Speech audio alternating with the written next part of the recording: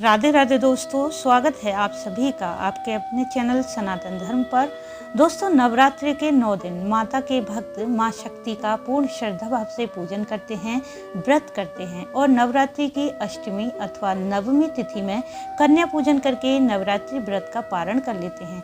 देवी भागवत में वर्णित है कि नवरात्रि का व्रत पूजन का संपूर्ण फल कन्या पूजन करने के उपरांत ही प्राप्त होता है। इसलिए नवरात्रि की अष्टमी और नवमी तिथि बहुत महत्वपूर्ण होती है और माना जाता है कि यदि आप पूरे नवरात्रि व्रत नहीं भी कर पाते हैं तो केवल अष्टमी और नवमी का व्रत करने से आपको पूरे नवरात्रि का फल प्राप्त होता है।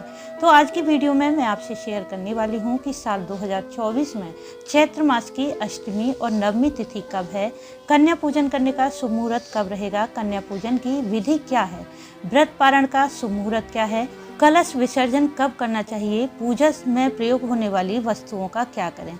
अष्टमी नवमी तिथि से जुड़ी बहुत सी जानकारी जानने के लिए वीडियो को पूरा जरूर देखें। वीडियो अच्छा लगे तो इसे लाइक करें, साथ ही वीडियो को शेयर करें। यदि आप चैनल पर पहली बार आए हैं तो चैनल को सब्सक्राइब करना न भूलें, बेल बटन को भी प्रेस कर दें जिससे नई वीडियो का नोटिफिकेशन सबसे पहले आपको मिल जाए। दोस्तों, सबसे पहले जान लेते हैं कि अष्टमी तिथि कब है। चैत्र मास शुक्ल पक्ष की अष्टमी तिथि शुरू होगी 15 अप्रैल दोपहर 12:11 पर और समाप्त होगी 16 अप्रैल दोपहर 1:24 पर।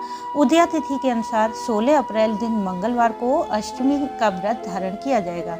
बहुत से साधक नवरात्रि की अष्टमी तिथि में कन्या पूजन और हवन करते हैं। अष्टमी तिथि में माँ महागौरी का पूजन किया जाता है। माँ महागौरी को अन्नपूर्ण का रूप भी माना जाता है, इसलिए अष्टमी के दिन कन्या पूजन करने से घर में अन्न और धन के भंडार सदैव भरे रहते हैं। अष्टमी तिथि पर पूजा करने का कन्या पूजन के लिए शुभ मुहूर्त रहेगा सुबह 7:51 से 10:41 तक और दोपहर में 1:30 से 2:55 तक। यदि आप नवमी तिथि में नवरात्रि व्रत का पारण करते हैं तो नवमी तिथि शुरू हो जाएगी 16 अप्रैल दोपहर 1:24 पर और समाप्त होगी 17 अप्रैल दोपहर 3:15 पर। उदया तिथि के अनुसार महानवमी का पर्व 17 अप्रैल दिन बुधवार को मनाया जाएगा। नवमी तिथि पर कन्या पूजन का और पूजा करने का शुभ मुहूर्त रहेगा सुबह 6:27 से 7:50 पर और दोपहर में 1:30 से 2:55 पर। दोस्तों, आपके यहाँ जिस तिथि में भी कन्या पूजन किया जाता है, अष्टमी या नवमी तिथि में, उसी दिन सुबह जल्दी उठकर स्नान आदि करके माता का पूजन करें और हवन करें। नवरात्रि के अंतिम दिन जिस दिन भी आप अपने व्रत का पारण करते हैं, अष्टमी या नवमी तिथि को, उस दिन हवन करना अत्यंत आवश्यक होता है। हवन के द्वारा ही आपके नवरात्रि व्रत को संपूर्णता प्रदान होती है। हवन आप स्वयं भी कर सकते हैं। थोड़ी सी हवन सामग्री लेकर माता के किसी भी मंत्र के द्वारा हवन कर सकते हैं। माता का विधिवत पूजन करके माता को भोग लगाने के लिए शुद्ध सात्विक भोजन तैयार करें, हलवा, पूरी, चने, खीर इत्यादि। फिर 2 से लेकर 10 वर्ष की कन्याओं को बुलाकर कन्याओं का पूजन करें।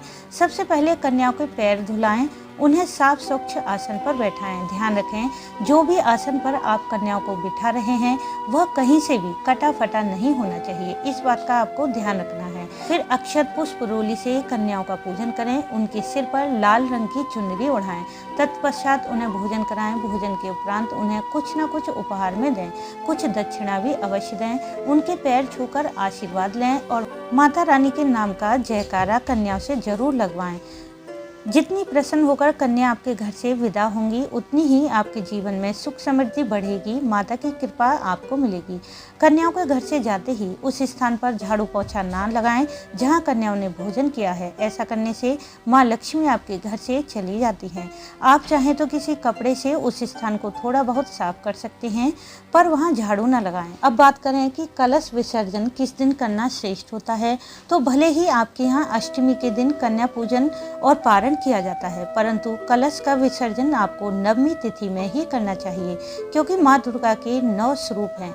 यदि हम अष्टमी तिथि में ही कलश विसर्जन कर देते हैं तो माता के 9वें स्वरूप माँ सिद्धिदात्री का पूजन नहीं हो पाता और इससे हमारे नवरात्रि व्रत का पूर्ण फल हमें प्राप्त नहीं होता।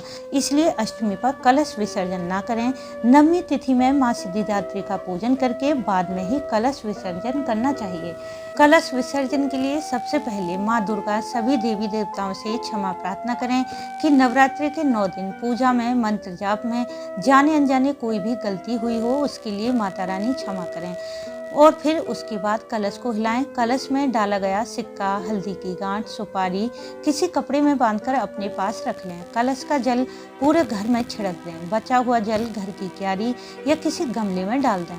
कलश के पत्ते, कलश का नारियल जल प्रवाहित कर दें या फिर कलश के नारियल को तोड़कर प्रसाद रूप में घर में वितरित कर दें। पूर्ण पात्र के चावल घर में प्रयोग कर सकते हैं। यदि आपने षोडश मात्र का नवग्रह बनाए हैं तो यह चावल आप पक्षियों को डाल दें। लौंग, इलायची, पान के पत्ते आप प्रसाद रूप से घर में प्रयोग कर लें।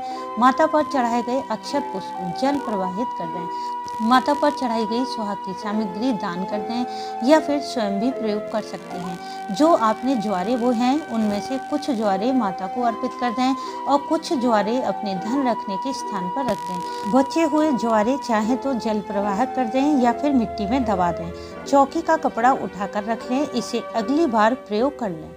माता की चौकी उठाकर रख दें। यदि आपने माता की मिट्टी की नई मूर्ति स्थापित की है तो उस मूर्ति को भी जल प्रवाहित कर दें।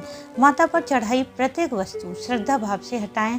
माँ के मंत्र का जाप करते हुए किसी भी वस्तु को इधर उधर ना रखें, इससे आपको दोष लगेगा। जिस प्रकार आपको अष्टमी तिथि में कलश विसर्जन नहीं करना है, उसी प्रकार से अष्टमी तिथि में आपको अखंड ज्योत भी नहीं हटानी है।